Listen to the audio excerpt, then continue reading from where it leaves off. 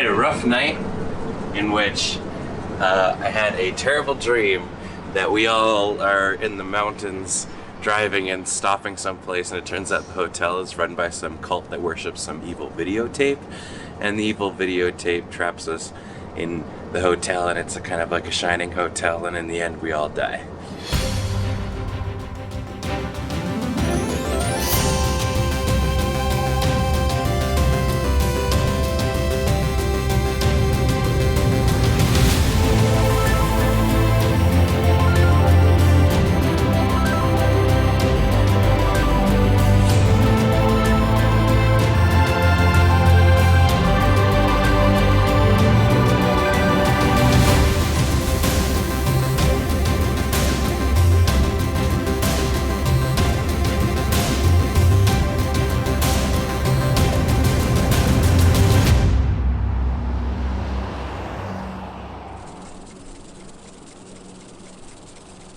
Daybreak in the town of 100 Mile House, and during a morning constitutional, we discovered that our hotel was next door to a Canadian Legion, which meant that Beej realized that he was missing out.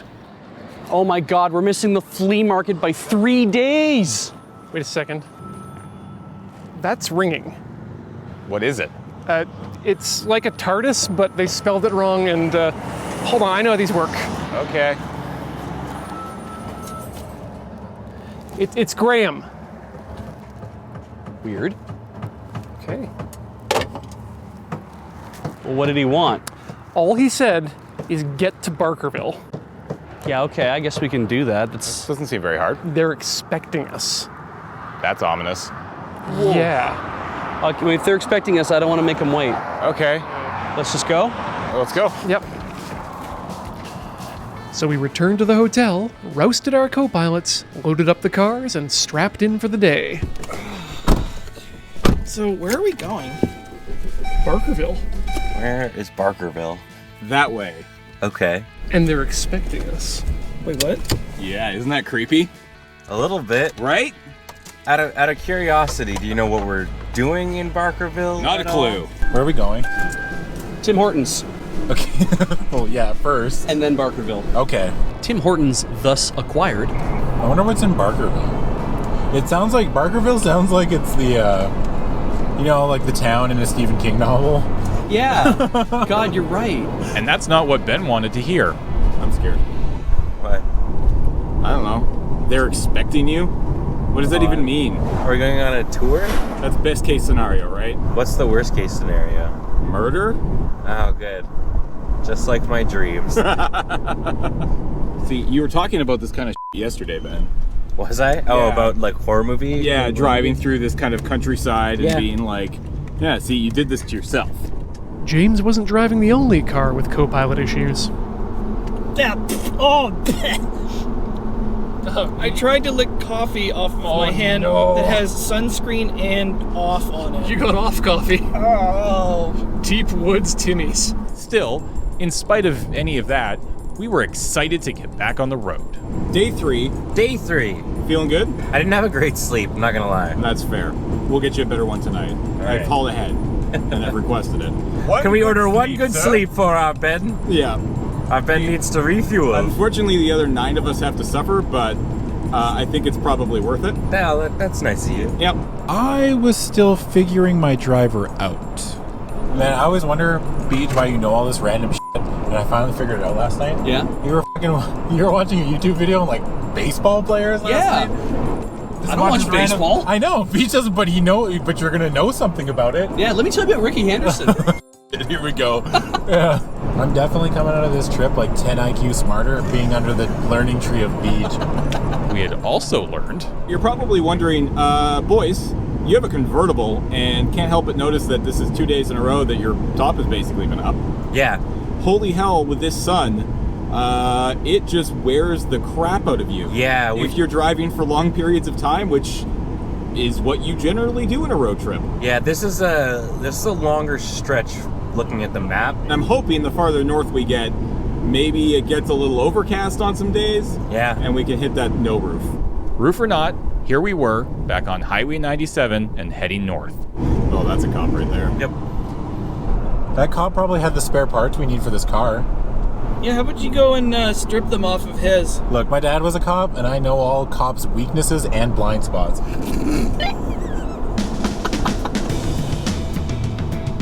James couldn't help but feel a bit overshadowed by the Saab's capabilities.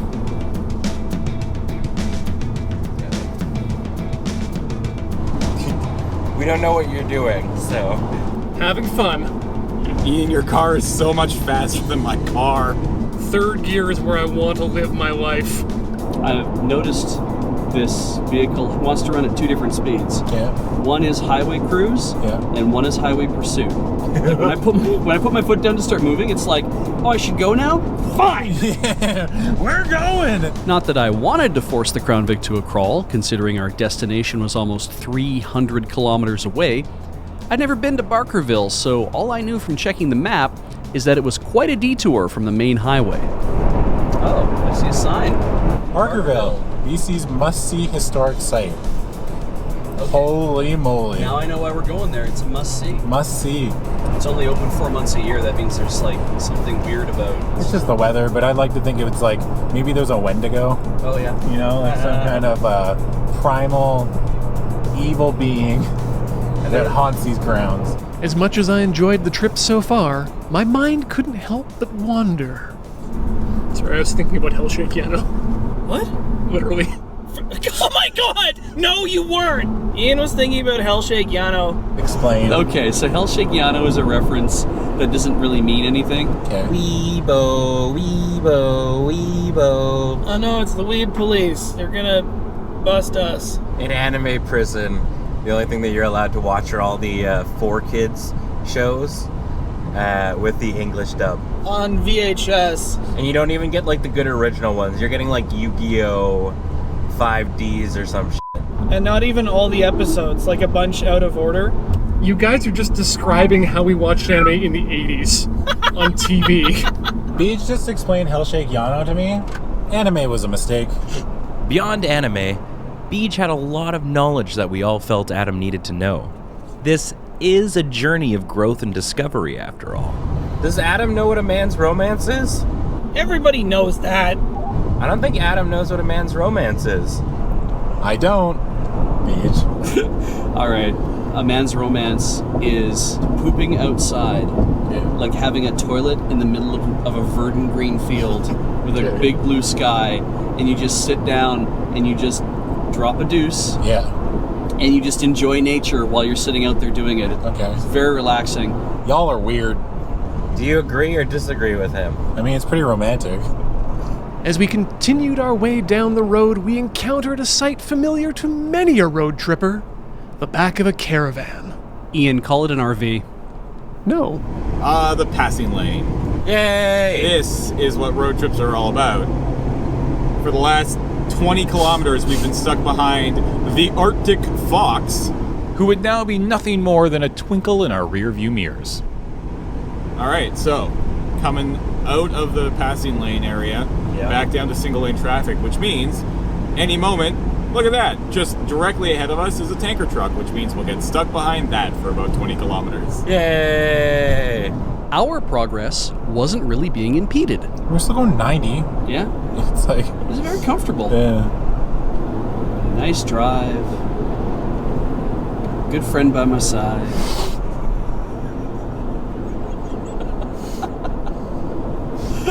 We were relaxed enough to make some jokes and have a good time, but somehow we hadn't taken Ben's feelings into account. At the very least, this trip will just be drinking a big old glass of Beach's Kool-Aid. Is that a euphemism for something? In that Beach is a cult leader. Given that I just had a night-long nightmare about us all getting killed by a cult, let's not talk about that kind of stuff. Well, that's upsetting. Yeah, I watched all of you guys die last night. This got dark. Yeah, I woke up really f***ed up. I would put the chances of us being killed by a cult fairly low. Ben, how much melatonin did you take? I took 2. Checks out. You might want to take less. As we approached Williams Lake, it was clear the sleep aid hadn't dulled Ben's observational skills. Yo, check out this big lake that we're coming up to. Welcome to Williams Lake, the lake that's named William, not possessively with the apostrophe of the lake belonging to William. You know, if Williams Lake was our final destination, we'd be done by now. Because we're here? Yeah. That's a good observation. Yeah. If you turn to your left, I love the fact that the Williams Lake bucking bronco is being propped up by a single 2x4. After a quick stop to replace our crappy orange radios with some crappy blue radios, I realized I hadn't even considered some potentially bigger problems. I hope we don't have any jars of urine by the end of this trip. I hope not. I can guarantee you, Beach, in this car, there will be no jars of urine. Great. That's what I need, 100% guarantee. Yeah. Some would call that the Savadan guarantee. It has about a 20% success rate, and that's being generous. I had growing concerns about what Beach was doing to Adam. I fear that with Adam being in the car with Beach for the next 10 days, Adam being one of my last sort of like pillars of sanity, that I'll lose him. Right. And then it's basically just Paul and I. You can always use more information in your brain. I disagree. I like the things that you like, and I like anime. No, see, I like the things that I like, and it's already too many things. Are you that old? I'm old, and my brain is not what it used to be. I need to get rid of things, not add new things. What if I like try and relate it to TV shows you like? Or we could just talk about TV shows I like. Or that we like. That'd be a really short conversation, though. What? We'd just be like, Brooklyn Nine-Nine's the best show, and that's the end of it. Do you watch Westworld? No. I actually watched a couple of episodes. Game of Thrones? No. Silicon Valley? No. Did you ever watch New Girl? No. Wow. Yeah, okay, we got nothing. This is going to be a long rest of the trip. James back here is a little worried that if Beach talks you into like anime and makes you learn all these things, that he's not going to have anybody else to talk to about non-anime shit. He can always talk to me about cars. No. James says he doesn't want to talk to you about cars. I don't know enough about cars. Clearly, I bought a Pontiac Sunfire.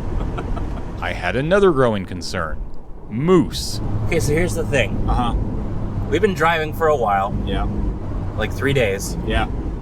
And we have seen like zero wildlife. Yeah, the one that I'm scared of is a moose. This is why the further north we get, the more okay I'm going to be with being in the back. Well, the Crown Vic is easily the best car to hit a large animal with. We should have asked that when we were buying the cars. Oh, this vehicle has hit a deer. Oh, really? Yeah. Oh. It's hard not to be distracted by the scenery, even along a fairly active highway. That's a crazy railway bridge over there on the left-hand side. If it's a crazy railway bridge, does that mean it's a crazy train that crosses it? Yes! I'm so mad right now. I don't think that Ozzy Osbourne ever got his conductor license. You do need a special license to drive a train, right? I'm just getting a license to drive that little cloud that Goku flies around on in Dragon Ball Z. You just have to get the highest form of, like, transportation, and that allows you to get any, like, ride any vehicle and drive any vehicle. If you can drive a plane, you can drive a train. I mean, they rhyme, for Christ's sake. This conversation's making Beach very upset. Yeah, Beach gets upset about a lot of things. You don't drive a train, much like you don't drive a plane. You pilot those things. You do pilot a boat. And you pilot an Eva. Is that an anime joke? We almost got through one whole bit without making an anime reference. Do you need a special license to drive a Transformer when they're in vehicle mode? This continued longer than 5 of us would like to admit, but it was passing the time. 50K out from Quinnell. We're almost there. Gibraltar? Likely? Horsefly? Why are we not going to Likely? What's there? Likely nothing. I saw the trap, figured out how it worked, and walked straight into it. I inadvertently got revenge on Adam for that. How many of those cows do you think you could hug in 5 minutes? But then it was Alex's turn. Hey, Alex. Yeah. Do you remember Beyblades? I am familiar with the spinning death top, yes. Cool. Go on. He's gonna be just out of his mind by the end. I didn't grow up in BC, so I feel comfortable making the call that the least attractive part of it is the central interior, and it was still pretty. God, it's like always nice, like all the scenery. Yeah. It's never like, oh, this is kind of crappy. Yeah. An experience only slightly dampened by the seemingly endless transport trucks. Wow. Surprise Valley. Big ol' river. The mighty Quinnell River. Look at it. In all of its might. Oh, there it is. Thought it was just that little creek thing there. By my count, this was the 84th bridge we'd crossed. And I'd like to think I was getting pretty good at counting bridges. I got low-key scared about bridge trolls just now. You don't have to worry about it. It's daytime. They can't come out or they turn to stone. No, they're on Twitter during the day. Upon entering Quinnell, my mind immediately went to one thing. Gonna get some onion rings. I think we have sandwiches again, though. I could still get some onion rings. Yeah, you're right. I'm an adult. I can do what I want. If you get onion ring, he's gonna poop on your pillow tonight. James says he's gonna poop on my pillow, but those onion rings are too tasty to say no. Really? After a brief stop in Quinnell to eat sandwiches in the A&W parking lot, we turned off the highway at the enormous gold pan sign and headed towards the day's goal, Barkerville. Oh boy, Barkerville. Yeah. I can't wait to see what that's all Oh about. my god. I'm like half excited, half dreading. I'm hoping it's like super hokey. The hokier the better. And Barkerville wasn't just off the highway or anything so convenient. It was well off the beaten track. In fact, our route along BC Highway 26 was the same route as the original Caribou Wagon Road of the 1860s and took us deep into the foothills of the Rocky Mountains. But thankfully, only the foothills. I'm very, very, very happy we didn't end up going through the Rockies. Yeah. Because, dear God, Yeah. Gandalf would have had some we would have killed the vehicle. Yeah. This is where Gandalf shines. This is where I wouldn't trade this car for either of the other two. Well, neither would I. God, this is so nice. Yeah, this is very nice. What a fun place to take the cars. I was also having too much fun. Come on, Gandalf, let's go. Giddy up. Ian cutting in front of us for a seemingly uncountable number of times in only 3 days was taking its toll on us. Hi there, and welcome to Car Talk with Ben and James. I'm James. And I'm Ben. Today, we've got a very, very interesting topic. Do we? Yeah, we do. It's people who have fast cars and feel the need to show off about it. Man, do I hate those kind of people. But overall, what really leads them to need to show off the speed of their vehicle? What do you think, James? I think it has something to do with a lack of love of your parents at a young age. That could be a very good point.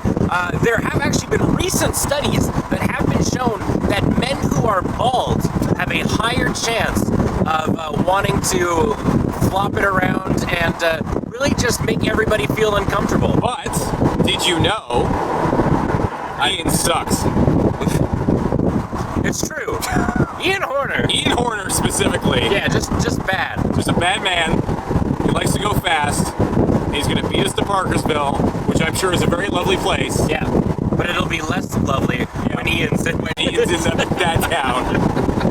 Anyways, thank you so much for tuning into Car Talk. I've been Ben. I've been James. Back to you in the studio. Thanks, Ben. But here in the studio, I yearn to be back on those mountain roads where I can really open up the throttle and carve through the gentle curves. In the Crown Vic, Adam was questioning the local points of interest. Historic cottonwood. Why is everything around here historic? Because it can't make any money. Is it a direct correlation to, like, if you call yourself historic, how little money you make? Yeah, it's probably has to do with, like, we have no actual industry here anymore, so now we're heritage attractions. In the Saab, we were wondering if there was still a chance to strike it rich in this historic area. Probably still some gold in these our hills. Yeah. We're gonna find us some gold.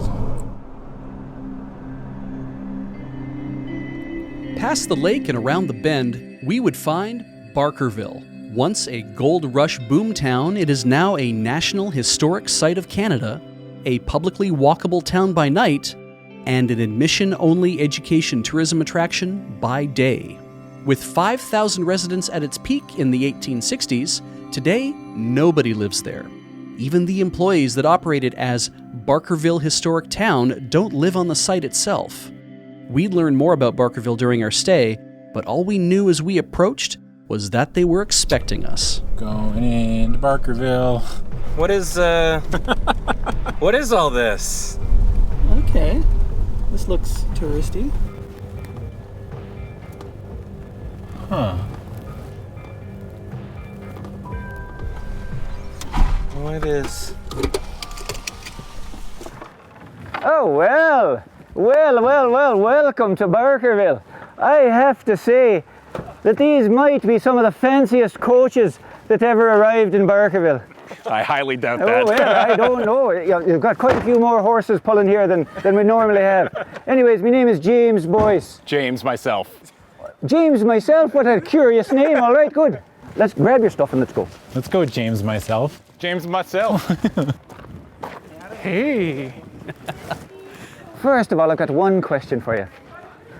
Where are you all from? We're all from Victoria. You're from Victoria? Yes. Oh, well, perhaps you know Madam Bendixson then. Is that the case? I can't say that I have met them. Well, you'd know if you'd met Madam Bendixson. Let me tell you, she's got a character that far exceeds her large size, which is already far exceeds most people's size.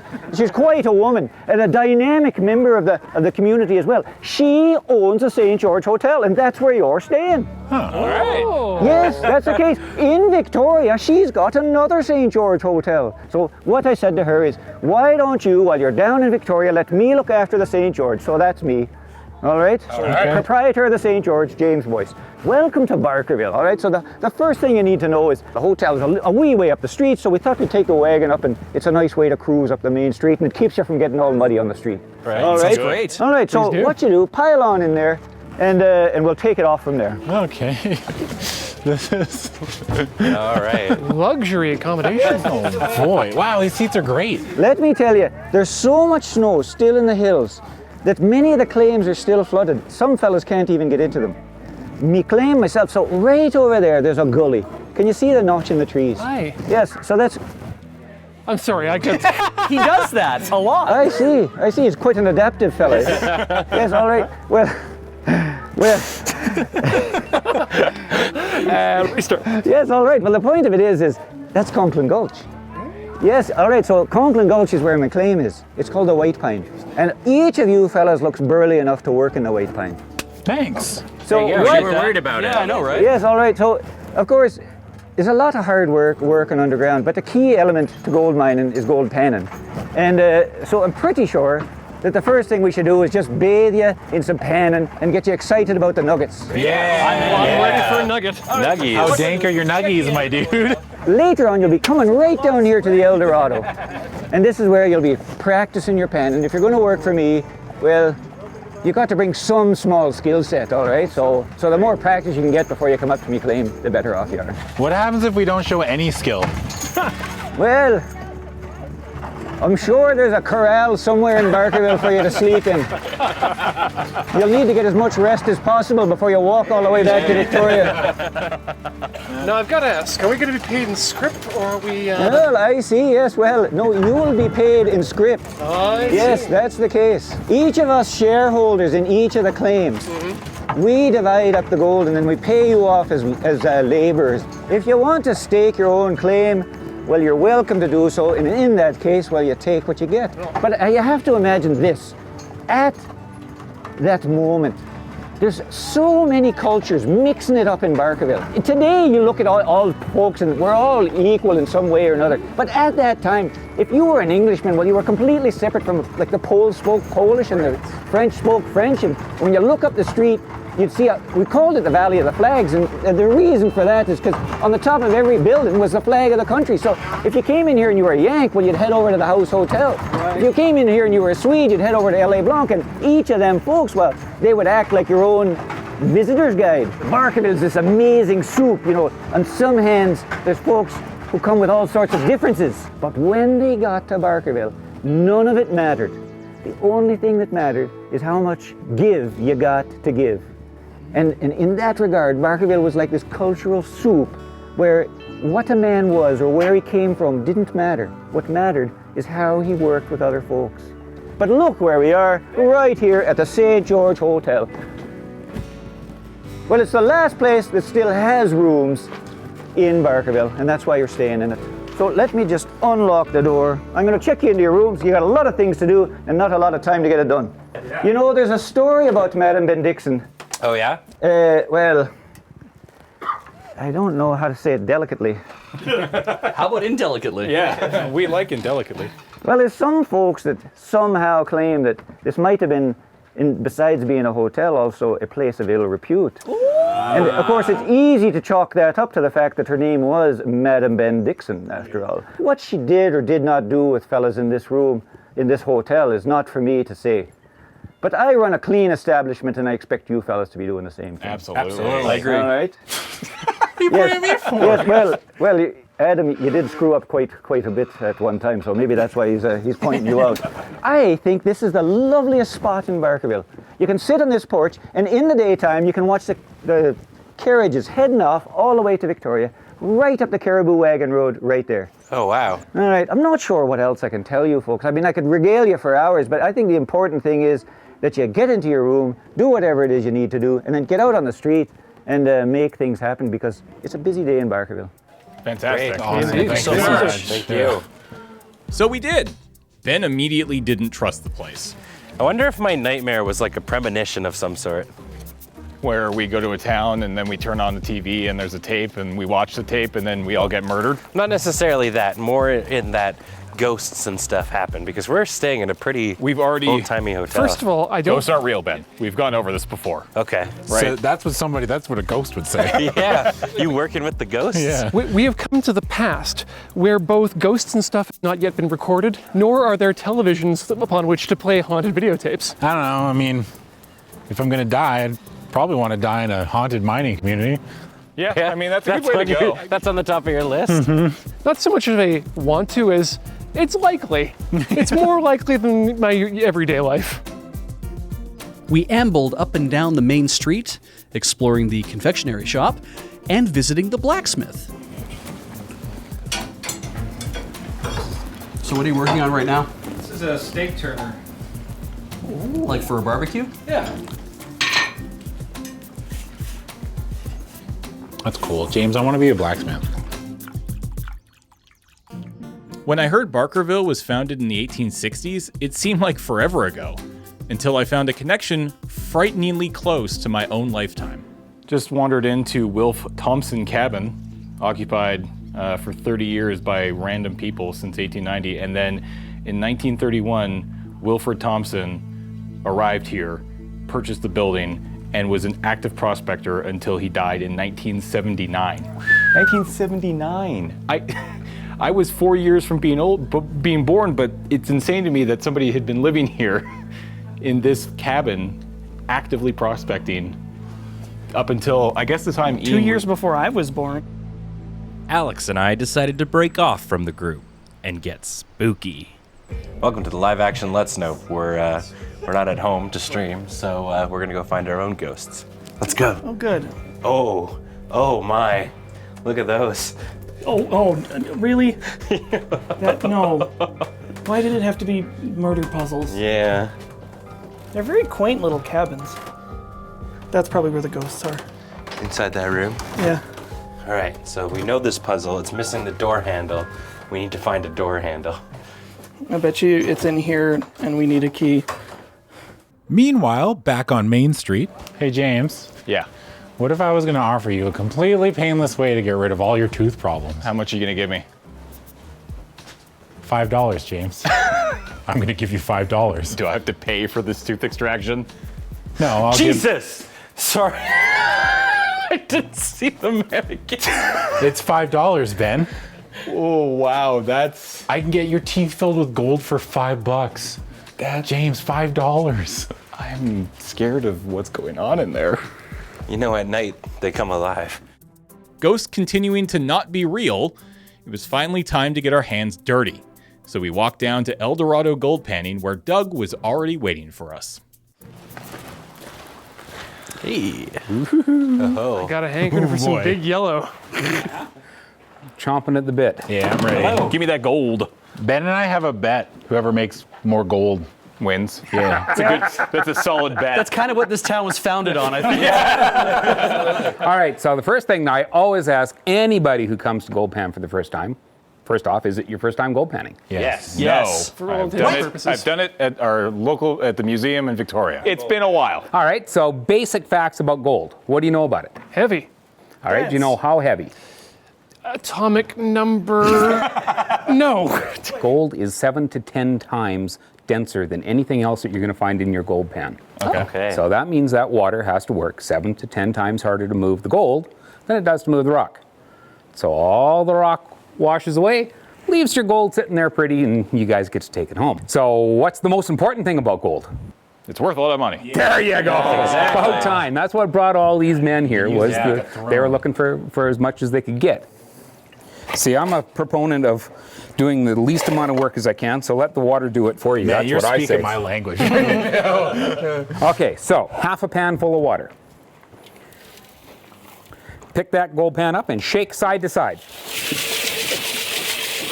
Welcome to the world of mining. You're always cold and you're always wet. Biggest reason you're doing that is getting the water through the dirt, letting the gold, which is so much denser, drop to the bottom of the pan. Just let the water do some work here. Let it float. Reach into your pan if you have something like that, which is what we call leverite. You know what leverite is? I don't. It's totally worthless, and you leave it right there.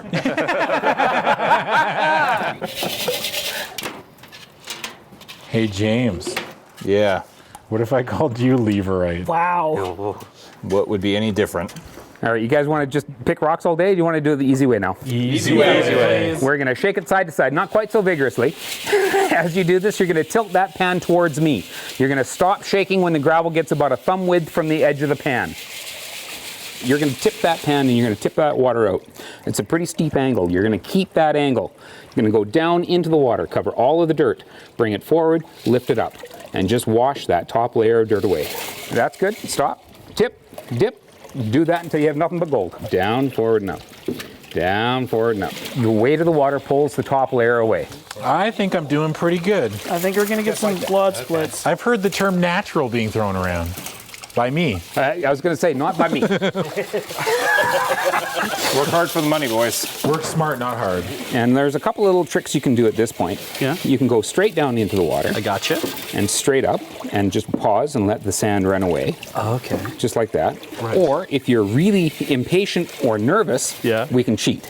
Ooh, I like cheating. I'd love to see how you cheat. Quite simple. You just rotate that pan, and there's gold. Oh, wow. That's amazing. Are you nervous yet? Yeah, very. Now, what happened here? I don't know what happened here. You were doing so well. I was doing And then well. I looked away. So you got 1, 2, 3, 4. Pan that out just in case. Somebody has to do this again. Because he was far too aggressive. I tell you. That was me. No, that would be this guy. Well, I don't think there's any. All right, let's go. Oh, wait. Into the water. Oh, wait. Is that it? Ah, the embarrassment. And just clean that all out. Just like that. Who's at a stage that I can really torment? Oh, you'll do. Good. I just covered all that gold up with the dirt. Right. Right? Remember how we were saying how dense gold is? Right. 7 to 10 times. We're going to wash all of that away. That's the density of gold reacting to water. Just like that. That's amazing. Hey, Doug, I lost all my gold. Oh, well done, sir. Well, it's like in here somewhere. You should go home then. All right, how are you doing this time? Hopefully not quite as aggressive. It's looking better. Ian, how many? Got 4. Welcome to the 4 Club, my friend. Boom. Drivers get 4. No, driver. What's your problem, Beach? Hey, Beej, how many pieces did you find? 3. Let's start a new. You're like a little baby. I won't tell you that the world champion can empty one of these pans and not lose a single flake of gold in how many seconds? 30. 24. 15. Yeah, 5. 45. 3.4. 3.4 seconds? How's it even? Okay. We're fired. His parents used to own this particular business, and he started panning when he was 6 or 7 years old. Doug, you're scaring You me. have absolutely no confidence. Good Lord, man. Story of my life, Doug. Oh, we have a winner. Oh! Big nuts. Pieces. Go to sleep. Although that was your second try, right? So, Yeah, doesn't count. Yeah. Well done, buddy. Cheers, James. Ding. Okay, so together, team Pontiac had 6. Yep. How much did team? Hey, Beach, we had 7? We have 7. You Yeah. 4, I have 3. Ian? You got 6, Alex, right? Yeah. Team Sub in the lead yet again with 10. You're really letting me down here, Ben. I tried my best, coach. No, that's fair. You obviously didn't try your best. Rip. Well, at least I have confidence. We're finding out a lot about ourselves. Doug, thank you very, very much for Doug, that was teaching us how to awesome. do this. This My was great. pleasure. Yeah. Let's head down to the river and do it for real now. Yeah! Magnifique. We earned it. Worked nice and hard. The day over, Doug closed up the El Dorado and went home. The characters that filled the streets during the day went home, and even Jimmy left us to our own devices. And Barkerville became a ghost town. Boys. Hey. So we got what, like 23 pieces of gold between the 6 of us. Yeah. Do you think we could afford to buy this room? We could afford to buy one of the forks downstairs. Yeah. Yeah, one of is very specific. Those are silver, Beach. Oh, yeah, we got gold. I dipped the fork, though. That's fair. Okay. Ben, how are you doing after your nightmare? You feeling better? A little bit, yeah. Because you know this place is like super famously haunted, right? Oh, really? Just a bit. I mean, this is a fairly modern thing, though. Like, if we get into trouble, we can just pull out our phones and call for help, right? Yeah, we got Wi-Fi.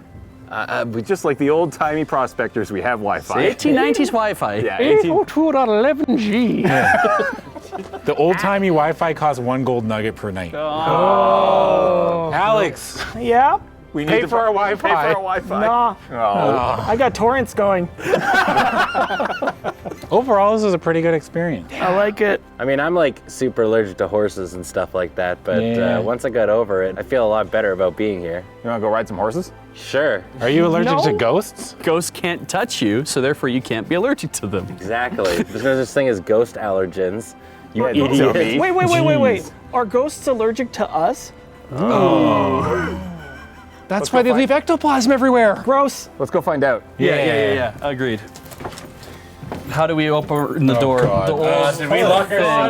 How do we open the door? Just throw your gold at it.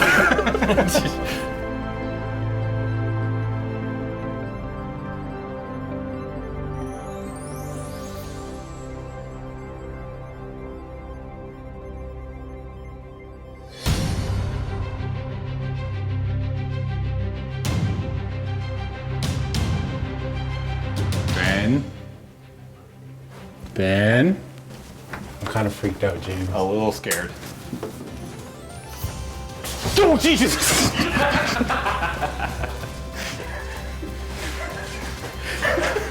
You see him recoil.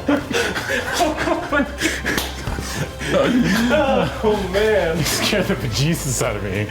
See, that I could find pretty easily. It's true. Even you would have a hard time washing out. Yeah, exactly. Yeah. It's only worth about $6 grand. That's worth $6 grand. Just toss it in everyone's hands. Now, if you want to purchase a 4.5 ounce nugget, I can arrange a viewing of it, and he only wants $20,000 for it. Only. Man, the gold penny guy read me like a book and he only met me for like 30 seconds.